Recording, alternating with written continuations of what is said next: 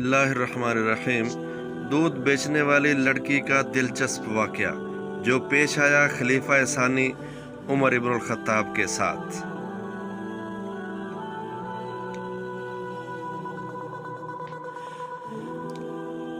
سیدنا عمر بن خطاب رضی اللہ تعالی عنہ اپنے بیٹے عاصم کے لیے ایک دودھ بیچنے والی عورت کی بیٹی کو پسند کیا اور کسی حسب و نسب، مال و دولت اور جاہ و عزت کو اس رشتے کی میزان نہیں بنایا، بلکہ جب اس پاک باز لڑکی نے اللہ پر ایمان، ظاہر و پوشیدہ خوف الہی اور اس یقین کو ظاہر کیا کہ اللہ تعالیٰ سے کوئی چیز پوشیدہ نہیں، تو اسے ہی میزان قرار دے دیا۔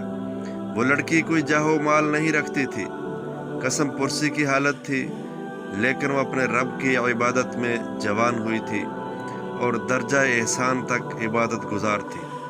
وہ اس طرح نیکی کرتی گویا اپنے رب کو دیکھ رہی ہے، اگر وہ نہیں دیکھ رہی تو اس کا رب ضرور اسے دیکھ رہا ہے۔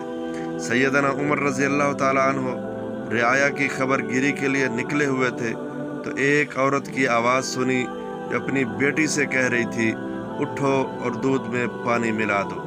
بیٹی نے کہا، آپ کو معلوم نہیں کہ امیر المومنین نے کیا حکم دے رکھا ہے؟ عورت نے کہا، بیٹی کیا حکم دے رکھا ہے؟ وہ بولی، ان کے منادی نے اعلان کیا ہے کہ دودھ میں پانی نہ ملایا جائے۔ عورت نے کہا، بیٹی اٹھو اور دودھ میں پانی ملا دو۔ تو ایسی جگہ ہے جہاں سے عمر رضی اللہ تعالیٰ عنہ دیکھ رہے ہیں نہ ان کا منادی۔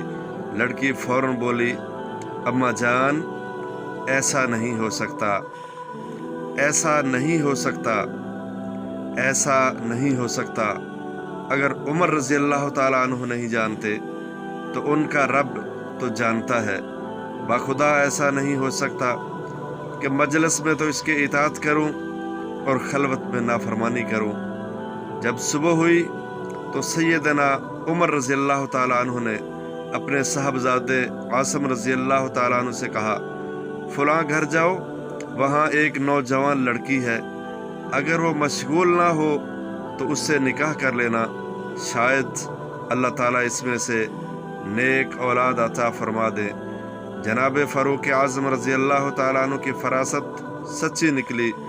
عاصم رضی اللہ تعالیٰ عنہ نے اس لڑکی سے شادی کر لی جس سے بیٹی پیدا ہوئی، اور اس سے عبدالعزیز بن مروان نے نکاح کیا، اور عدل و انصاف کے شناور جناب عمر بن عبدالعزیز رحمہ اللہ پیدا ہوئے، جن کو دنیا عمر ثانی کے نام سے یاد کرتی ہے کہ دنیا کے اندر دو عمر آئے، ایک عمر بن خطاب اور دوسرے عمر بن عبدالعزیز۔